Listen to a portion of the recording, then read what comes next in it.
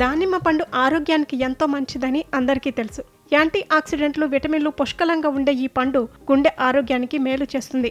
అయితే అందరికీ దానిమ్మ మేలు చేయదు. కొన్ని ప్రత్యేక ఆరోగ్య పరిస్థితులు ఉన్నవారు దానిమ్మను తింటే అది ఆరోగ్యాన్ని మెరుగుపరచడానికి బదులు మరింత ప్రమాదంలోకి నెట్టే అవకాశం ఉంది. యూరోపియన్ ఎంపీసీ రీసెర్చ్ గేట్ వంటి అంతర్జాతీయ ఆరోగ్య సంస్థల అధ్యయనాల ప్రకారం దానిమ్మ పండును ఎవరు తినకూడదో ఇప్పుడు తెలుసుకుందాం. దానిమ్మలో ఉండే పొటాషియం రక్తనాళాలను సడలించి రక్తపోటును తగ్గిస్తుంది. ఇది హై బీపీ ఉన్నవారికి వరం, కానీ ఇప్పటికే లో బీపీ ఉన్నవారికి శాపం. రోజుకు 300 ml దానిమ్మ రసం తాగడం వల్ల రక్తపోటు గణనీయంగా తగ్గుతుందని పరిశోధనలు చెబుతున్నాయి. లో బీపీ ఉన్నవారు దీనిని తీసుకుంటే మైకం, కళ్ళు తిరగడం, అస్పష్టమైన దృష్టి, స్పృహ తప్పి పడిపోయే ప్రమాదం ఉంది. అలాగే రెగ్యులర్గా మందులు వాడేవారు కూడా దానిమ్మకు దూరంగా ఉండటం మంచిది. దానిమ్మలోని సమ్మేళనాలు కాలేయం మందులను ప్రాసెస్ చేసే విధానాన్ని ప్రభావితం చేస్తాయి. ముఖ్యంగా స్టాటిన్స్, ఏసీఈ ఇన్హిబిటర్లు, యాంటీ కోగ్యులెంట్స్ వంటి మందులు వాడుతున్నప్పుడు దానిమ్మ తింటే మందుల ప్రభావం శరీరంలో ఎక్కువ కాలం ఉండిపోయి సైడ్ ఎఫెక్ట్స్ వచ్చే అవకాశం ఉంది.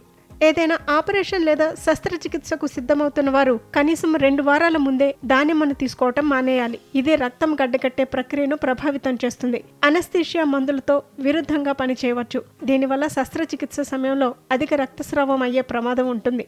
దానిమ్మలో ఫైబర్ ఎక్కువగా ఉంటుంది. సాధారణంగా ఇది జీర్ణక్రియకు మంచిదే, కానీ సున్నితమైన కడుపు ఉన్నవారికి ఇబ్బంది కలిగిస్తుంది. దానిమ్మలోని టానిన్లు పేగుపొరను చికాకు పెట్టి కడుపు ఉబ్బరం, తిమ్మిరి లేదా విరేచనాలకు దారితీయవచ్చు. ముఖ్యంగా ఇరిటబుల్ బోవెల్ సిండ్రోమ్ ఉన్నవారు దీనికి దూరంగా ఉండటం మంచిది. కొంతమందికి దానిమ్మ తిన్న వెంటనే చర్మంపై దద్దుర్లు, దురద, ముఖం లేదా గొంతు వాపు రావచ్చు. అలర్జీ ఉన్నవారికి దానిమ్మతో క్రాస్ రియాక్షన్ వచ్చే అవకాశం ఎక్కువ. శ్వాస తీసుకోవడంలో ఇబ్బందిగా అనిపిస్తే వెంటనే వైద్యుడిని సంప్రదించాలి. దానిమ్మ పండు అద్భుతమైన పోషకాల గని అనడంలో సందేహం లేదు, కానీ ఈ ఆరోగ్య సమస్యలు ఉన్నవారు మాత్రం నిపుణుల సలహా తీసుకున్న తర్వాతే దీనిని ఆహారంలో చేర్చుకోవాలి. ఈ సమాచారం కేవలం అవగాహన కోసం మాత్రమే. ఎలాంటి ఆరోగ్య సమస్యలు ఉన్నా వైద్యులను సంప్రదించాలి.